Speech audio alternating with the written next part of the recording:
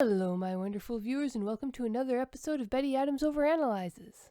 Today we are going to take another look at Kaiju number 8, specifically at an overarching theory. What are the current goals of the Kaiju who are acting against the Defense Force? Or rather, what are the goals of Kaiju number 9? Because it seems that the vast majority of these actions were taken by Kaiju number 9. But what are their goals? There are going to be all sorts of spoilers for Kaiju number 8 up to and including chapter 39. So if you hadn't caught up, click away and go read that while you are wiping the cat fur off of your hands so that you can click your screen. I'm going to talk about my book. You can go purchase a copy of Humans Are Weird. I Have the Data, a book of human absurdity, science fiction comedy at its best, a short story collection available on Audible, ebook, and print from all major retailers. And now that you've gone and gotten my book and come back and you're ready to listen to a Kaiju number 8 theory, what is Kaiju number 9 up to? What is his mid-range goal? His ultimate goal is whatever the major Kaiju goal is overall. Be that domination of Earth, securing a steady supply of human flesh, world domination, whatever their goals are. Kaiju number 9 is working towards that in the long range. In the short term, it seems to be causing trouble for Division 3, as he seems to be focused in that area. But what is his mid-range goal? How is he using his trouble that he's causing for Kaiju number 3 towards that ultimate goal? Here's my theory in a nutshell. Kaiju number 9 is attempting to discredit Mina Ashiro. And Kaiju number 8 and Vice Captain Hoshina are going to be critical to supporting her and holding her up. How do I get this theory? Well, first off, Kaiju number 9's actions do seem to be fairly limited. He seems to be focused in the 3rd Division's territory. Now, if he were just trying to open up the floodgates so that more Kaiju could get into Japan, he'd probably be focusing more on the 1st Division's territory, taking out the coastal defenses, but he's not. He's sneakily. His first weapon, the first one we see him use, is an attack from within the Defense Force base. His second weapon is an attack from a fungal kaiju that crawled around underground before it burst up to the surface. And his third attack was literally hiding in an apartment complex right near Tachikawa. Because I looked at the Kunitachi city, I actually found it. It's a real subdivision of Tokyo, and it's very near to the real Tachikawa province, subdivision, whatever they call it. So, Kaiju number 9 seems very localized. He is focused, honed in on the 3rd Division. Now, let's look at it. He did 3 strikes. 1, he revived the Kaiju at the training center that attacked the trainees in the first combat story arc. 2, he put the reproductive organs into the fungal Kaiju. That was also within the 3rd Division zone. And then 3, and we don't know if he is responsible for this because we don't know if he was directing Kaiju number 10. But the third main attack that we saw Kaiju commit against the 3rd, specifically against the 3rd Division, was done when Mina was out of town. So, what is my point here? My point is that these kaiju are making a complex psychological stab at humanity through the Kaiju Defense Force. They are trying to undermine the faith of the general population in the Kaiju Defense Force. And that's pretty crazy because Kaiju number 9 clearly has big old ignorant gaps in his brain, in himself about humans and human behavior. So, how would he know to choose the poster child of the Kaiju Defense Force as the target for maximum psychological damage if you were to bring her down, to destroy as much faith in the Defense Force as possible? Well, that's another theory, that there is a mole in the Defense Force, or at least a human who is supplying Kaiju number 9 with information. So, let's take this one step at a time. Let's look at the first attack. It's the big training arc. Now, if you look at the Hanju and the Yoju that the Defense Force had prepared for this training exercise, this was the first time they've ever had kaiju neutralization as part of their main practical exam. They probably did this specifically so that Kikoru Shinomiya could shine. If you look at that, Hoshina and Mina are trying really, really hard not to show any favoritism towards Commander Shinomiya's daughter. But she's not just Commander Shinomiya's daughter. She's Kikoru Shinomiya. She's the strongest. She's the best. Mina outright calls her the shining light that Japan needs. Japan is in need of hope. The conditions with the kaiju are getting worse and worse, and they need a symbol of hope.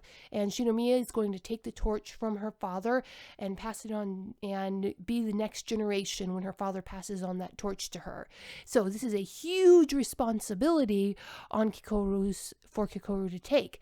And it was her class that was attacked by Kaiju number 9. Now, this had been in planning for at least a year and a half. They had captured the Hanju and the Yoju alive, probably with the plan of doing a live training exercise so Kikoru could show off like she ended up doing.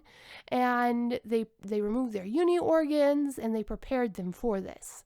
But if you look at those, all the Hanju and Yoju specifically have the primitive eyes, advanced hearing, the pale white skin, and the broad human-shaped teeth of Kaiju number 9. These Hanju and Yoju are probably spawned specifically generated by Kaiju number 9, if not for this exact purpose, for a very similar purpose. And I don't think it's a coincidence that they just so happened to grab Kaiju number 9's offspring. This is one hint that Kaiju number 9 this is the first hint we have, looking back, that Kaiju number 9 has a mole in the Defense Force, someone who can make this suggestion, someone high enough in rank, who is either under Kaiju number 9's influence or is actually a Kaiju body generated by Kaiju number 9. Because as I've said in previous videos, it is almost a given at this point that Kaiju number 9 can generate multiple bodies. Just like one fungus that grows underground can send up multiple mushrooms, but they're all part of the same being. Kaiju number 9 probably has a main body in that apartment complex, and these things that are walking around in human form or humanoid form are just his reproductive organs. So I think it's highly likely at this point that someone suggested to the Defense Force that they do that live exercise, and Kaiju number 9 provided the Hanju and the Yoju specifically so that he could revive him. Because when Kikoru takes out the Hanju and Kaiju number 9 revives it, the humanoid body that Kaiju number 9 used to revive the Hanju just goes that was literally the sound effect, FHHH, off into space. It crumbles to dust, no core visible, nothing.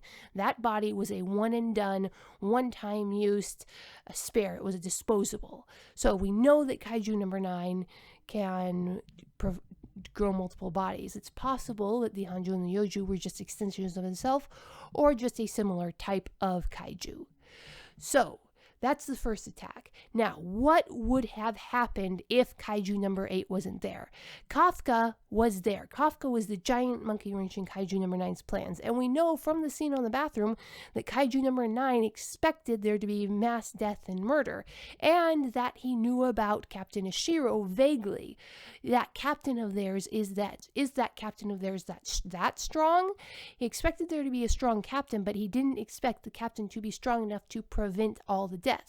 So the point of Kaiju number 9 reviving the Hanju and the Yoju was to cause as many deaths as possible, as much chaos.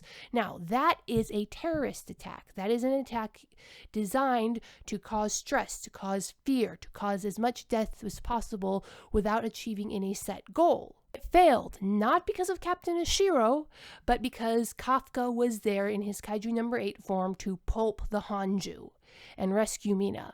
What would have happened, let's ask ourselves, if Kafka wasn't there, if Kafka hadn't passed the test, if Kafka hadn't made it all the way through hadn't survived that initial Yoju blow because of his Kaiju form, if Kafka had not had the Kaiju number 8 to rely on to pulp the Hanju. What would have happened? Kikoru would have stayed to take out the Hanju. Even if Kafka could have gotten to her in time, even if he had the average 8 to 10% that he appears he would have had without the Kaiju inside of him, he wouldn't have been able to do anything to help unless he pulled a knowledge bullet out of his hat. about something about this particular Hanju, but that wasn't likely. Kaiju number 8 saved the day. So Kikoru Shinomiya dies at the hands of the kaiju that was specifically prepared by Division 3. The responsibility for that would have fallen squarely on Mina's shoulders. So you would have had Mina, if she would have definitely been court-martialed. So would Vice Captain Hoshina. If they had escaped the court-martial with their jobs, they might have been demoted. They definitely would not have been given the responsibility. This would have been a crushing blow to the defense force. This would have been a crushing blow to the Commander Shinomiya. With this one attack, the Kaiju number 9 would have delivered a massive amounts of psychological damage to the head of the defense force and Commander Shinomiya. He would have taken out Kikoru Shinomiya and stolen the light of the defense force going forward, and he would have severely damaged at least the careers, if not the lives, of Vice Captain Hoshina and Captain Mina Shiro. And now this would have crippled the defense force for a generation, and it would have severely damaged the defense force in public opinion, and would have damaged the faith that the public had in the defense force. But Kafka was there, Kaiju number 8 was there, the day was saved, and Kaiju number 9 was frustrated. Let's look at the next attack. It starts out as just a standard giant class attack. Now, Mina goes up, she takes out the Hanju. Now, if Kafka had not been there, Mina would have only used the first 3 shots. Instead, she did a 4th and a 5th shot, taking out untold numbers of Yoju out of the Hanju's body. So that made the rookie's job much easier when it came to cleaning up the Yoju, but that was her flexing. The command center clearly did not want her taking those last 2 shots. Why not? Probably because it would have risked an overheat for her. It was too stressed. They would have wanted her to save her strength. So she took those 2 extra shocks, killed countless numbers of Yoju. Now, number 9 is poking around. He has somehow put reproductive organs into the Yoju. Now, if Kafka had not spotted those, and at this point, Kaiju number 8 is out of the question. This is 100% Kafka, his dedication to his job and his studying. He discovers the reproductive organs, and he just starts cleaning them out and clearing them out, thereby setting an example and providing instructions for everybody else to start cleaning them out and clearing them out in their other respective zones too.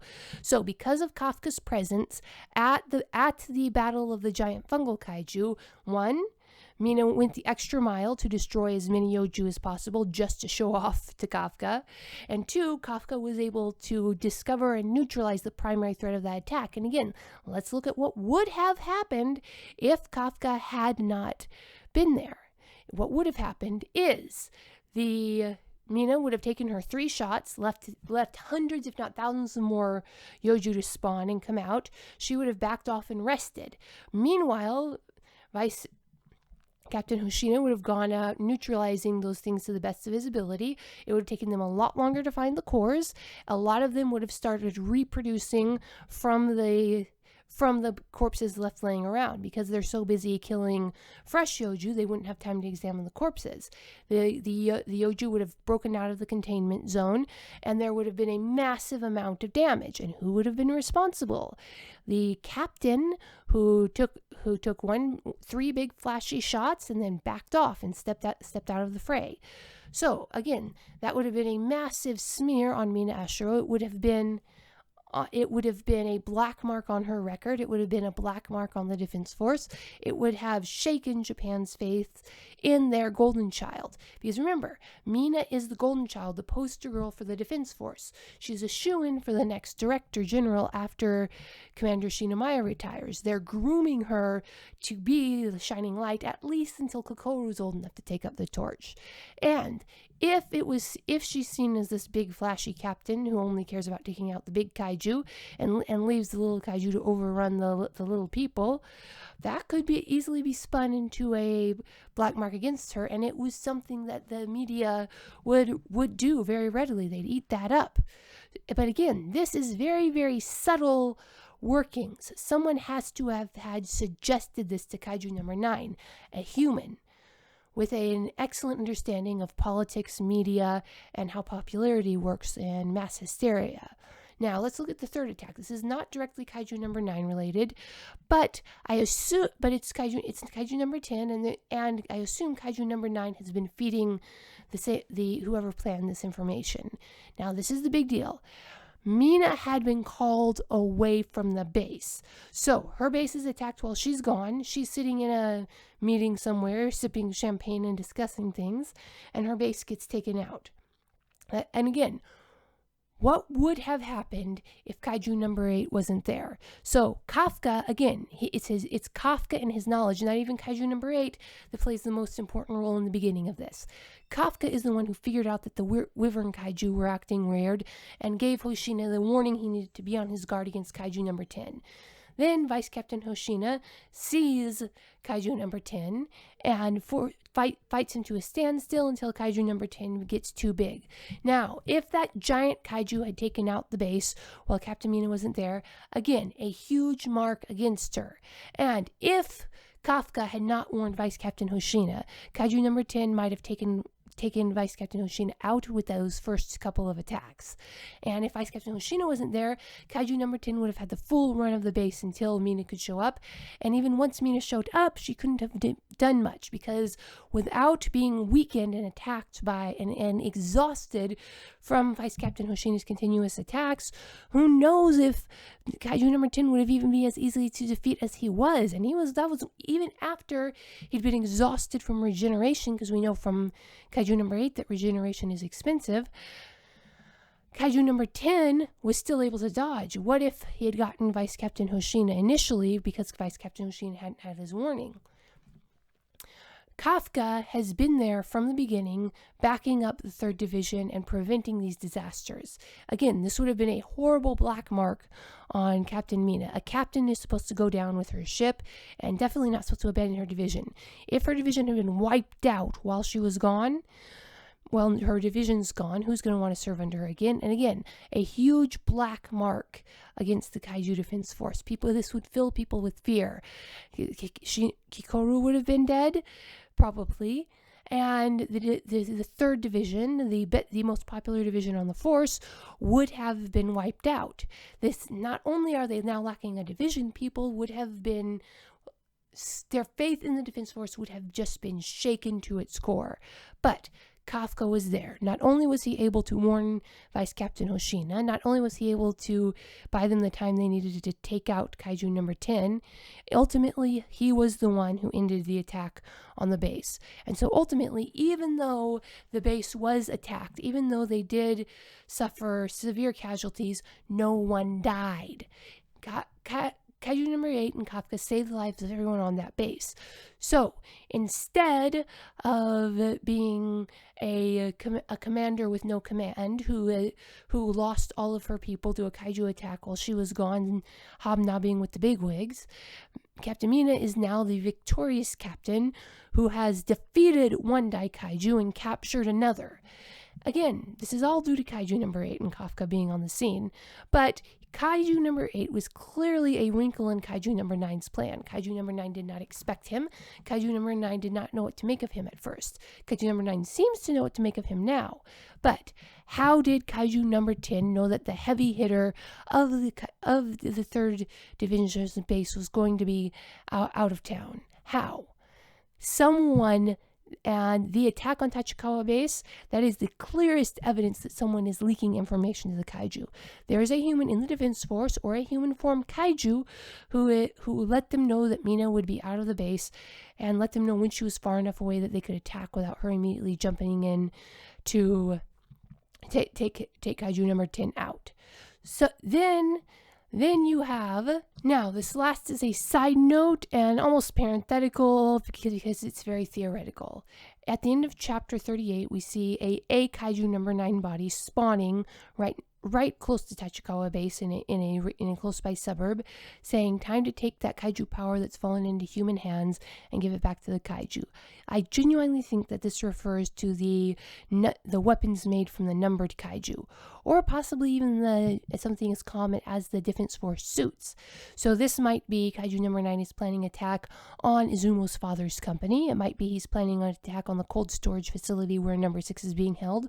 Or it might be he's planning to lure out and attack the high-level commanders one by one and steal their weapons.